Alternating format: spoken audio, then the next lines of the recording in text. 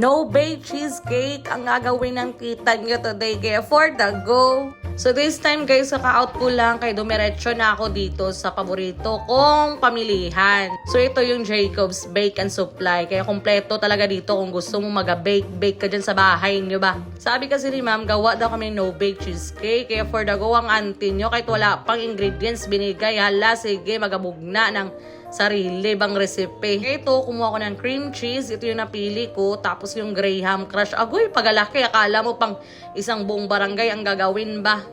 Tapos sa lagayan naman, ang napili ko ito. Kasi sabi ko parang cute. Tsaka medyo catchy yung tsura niya pag nagabenta-benta ba. Tapos dito, may strawberry tapos blueberry. Ang sabi ni ate, piliin ko daw strawberry kasi daw magabuo-buo daw ang loob. Tapos dito naman, nagapili ako ng butter. Sabi niya, ito daw piliin ko yung isa. Sabi ko, ito po ba ate? Hindi daw.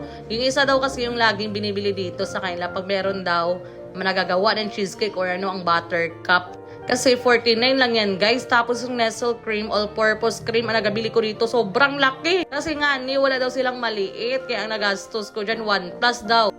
1 plus talaga auntie ko. Ayan o, 1, 2. Isang bagsak kay Diyos ko. Kaya pagkalabas ko talaga dyan, auntie ko ay sus pulubi. So gusto yung bumili ng mga bake or pang supply dito kay sa Jacob's. Ayan yung Facebook page nila.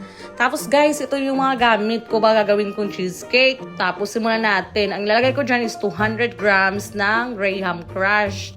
Tapos, isunod natin ang ating buttercup na melted, which is 1/2 cup. Tapos, durugin natin na auntie ko. Ganyan na pagkadurog Tapos, sa lagayan, ilagay natin yung mga nadurog natin dyan na yung pinaghalo natin na Graham Crush tapos melted butter. Dapat yung tsuri na ganon. Tapos, ito yung gelatin. Tapos, 1/4 cup ng water. Tapos, haluin natin buti hanggang sa matunaw siya auntie ko. Tapos, set aside natin yan. Balikan natin yan mamaya. Tapos, ito naman, hatiin ko lang to guys kasi sobrang laki nito ba. Ang kailangan ko lang is 500 grams. 500 grams ng all-purpose cream. Tapos, gamit sana ako ng wire whisk dyan. Ay sus, hindi. Maga-volume, magalugi talaga ako pag ito gagamitin ko ba. Kaya meron akong hand mixer kaya para maga-volume yung kanyang texture. Tapos, alam mo yung parang dumami siya. Ewan ko ba, ganun ba talaga yun? Tapos, halo-haloin ko lang hanggang ma-dissolve lahat. Tapos, ito yung cream cheese. Ang ginamit ko ay 2 block.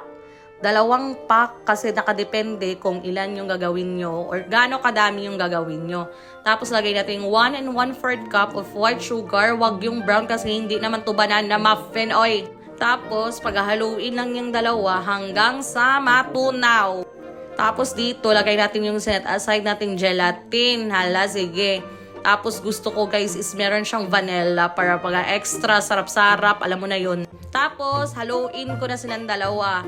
Yung all-purpose cream tapos yung cream cheese. Ipaghalo natin silang 2 guys. Ganyan ng kadali. Tapos ito yung kanina may lagayan tayo. Tapos magalagay tayo dyan ng pinaghalong cream cheese. Tapos all-purpose cream. Tapos ayusin natin sa ibabaw. Wala talagang panggamit na iba dyan kaya yun yung ginamit ko. Tapos magabukas tayo pang toppings. Uy, ang hirap buksan. Akala ko matapon pa. Tapos guys, ganito kaganda. Ganito kaganda ang DLA brand. Uy, buo-buo ang strawberry. Tapos spread lang tayo ng maayos dyan. Spread. Tapos ito na. I-refrigerate natin ng 24 hours ba or overnight para maganda siya kinabukasan. Tapos charan, ito ng no-bake cheesecake natin. Tinemerat. Na-try ko naman siya guys. Sobrang sarap. Same lang sa nabili kong 180 per slice sa mga coffee. Kaya try nyo na. Let's go. Bye-bye.